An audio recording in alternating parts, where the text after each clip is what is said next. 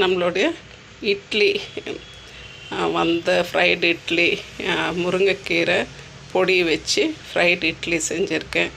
Lunch பாக்ஸுக்கு நம்ம கொண்டு போவோம். இப்படி ஃப்ரை பண்ணி கொண்டு போனோம்னாக்கா சூப்பராக இருக்கும். வாங்க ஃப்ரெண்ட்ஸ், இப்போ இதை எப்படி செய்கிறதுன்னுட்டுன்னு பார்க்கலாம்.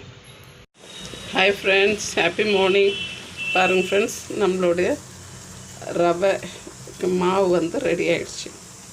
அரிசி இல்லாமல் வெறும் ரவையும் அவலும் உளுந்தும் சேர்த்து அரைச்ச மாவு நல்லா சூப்பராக ரெடி ஆகிடுச்சு.